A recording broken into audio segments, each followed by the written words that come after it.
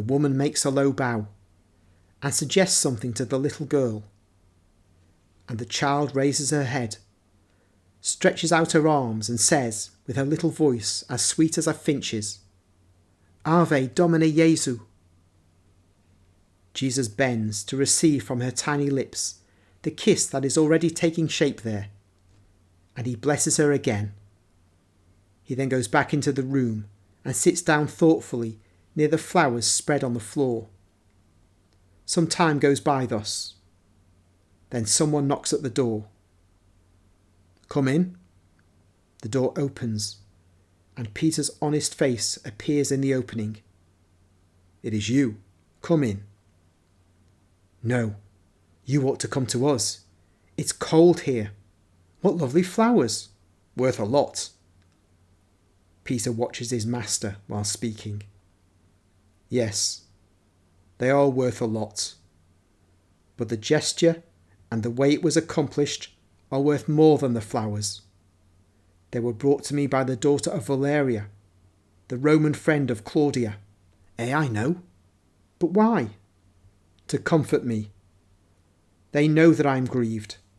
And Valeria had that kind thought. She thought that the flowers of an innocent child would be able to console me. A Roman lady. And we people of Israel cause nothing but grief to you. Judas's suspicion was right. He said that he'd seen a wagon that was stationary, and that the woman was certainly Roman. And he was upset, master, says Peter, who is very inquisitive. But Jesus only asks, Where is Judas? Outside. I mean on the road near the wood. He wants to see who came to you. Let us go downstairs. Judas is already in the kitchen.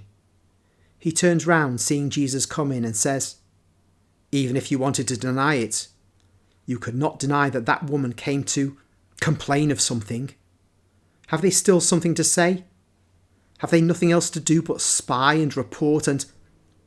I am not obliged to reply to you. But I say this to everybody. And Simon already knows who she is. And I will now tell everybody why she came.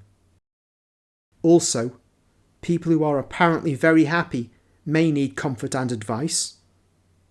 Andrew, go upstairs, pick up all the flowers brought by the little girl, and take them to little Levi.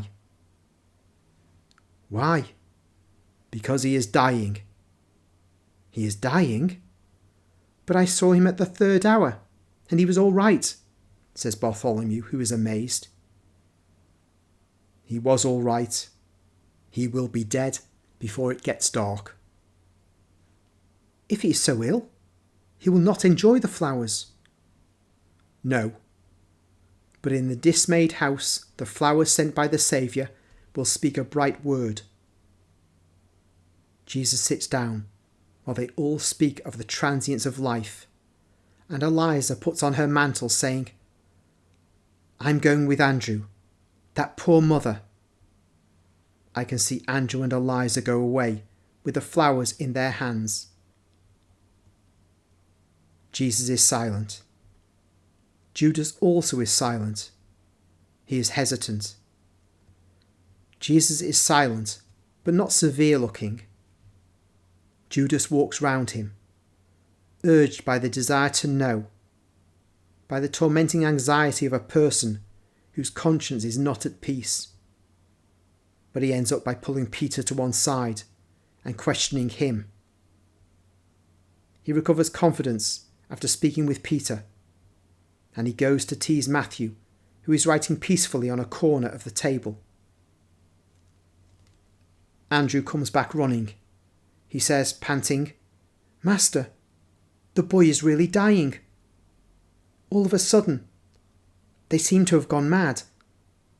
But when Eliza said, The Lord has sent them, and I thought that they would understand, for his deathbed, the mother and the father shouted together, Oh, it's true! Run back and call him. He will cure him. The word of faith. Let us go. And Jesus almost runs out. Of course they all follow him, including old John, plodding along in the rear. The house is at the end of the village, but Jesus arrives there quickly, and he elbows his way through the crowd obstructing the open door. He goes straight to a room at the end of a corridor, because it is a large house with many inhabitants, perhaps brothers.